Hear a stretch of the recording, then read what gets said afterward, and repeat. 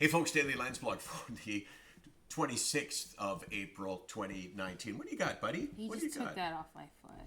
He took your sock and now he's eating your sock. Yep. Just to confirm, that's the way it is. So it doesn't matter that we have all these toys and there's bones out here, but he goes, you know what? I really feel like that sock right now. 26th of April 2019, Daily Landsblog. So today, which by tomorrow would be yesterday, I was in Charlottetown, PEI. And I hadn't been there actually to give a mental health speech. I thought I had been. And then a guy came up to me and said, hey, I saw you in 1991 when you were doing play-by-play for the women's national championship in college basketball or university basketball. And I was like, what? And then he repeated it. I went, I did do that. I was in Charlottetown. So today was the first time I'd been back since then, the first time I'd spoken about mental health. So now I have the full bingo card. I've got the 10 provinces and I've got the 3 territories. And like always, I learned something today. I learned a lot today. And almost always, I learned the most afterwards because obviously that's the most interactive time.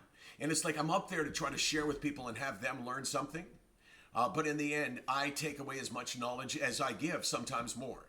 So these were 2 conversations I had afterwards. So after I speak, I typically stand beside the stage. And before I'm done, I always say, hey, if you'd like to talk, I'm here.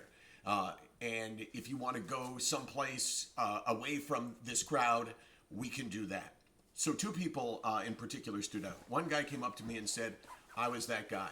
And I said, what do you mean you were that guy? He said, I was the guy that you talked about that would not raise his hand and say, yeah, I've struggled with a mental health challenge, but I'm here to tell you I'm that guy. And I wouldn't put my hand up. And I said, why? And he said, because of the shame.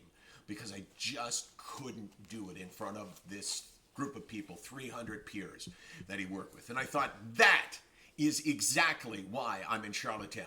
That's exactly why SickNotWeak exists. And then a couple of people later, a woman comes up to me and she's just sobbing uncontrollably. And I said, okay, well, I'm going to ask you questions and you just nod your head or do this, right?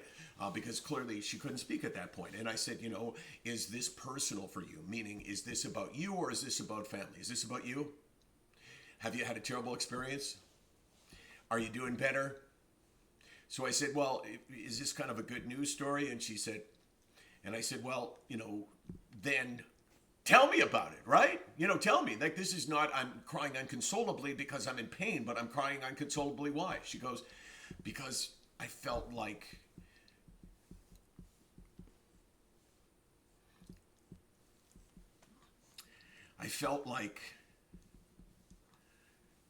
you got me.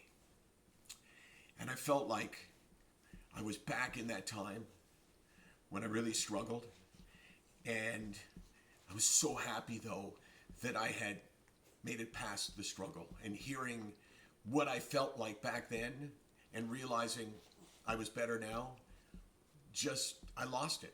And I thought, wow, that's why SickNotWeak exists as well. So 1 speech and 2 big reasons why we're here. Why are we here? Well, it's the Daily Landsblog. Contrary to other reports, we're here 24 hours a day, 364 days a year. We're here because of dude who wouldn't raise his hand and woman who was emotional because she felt like I made it out.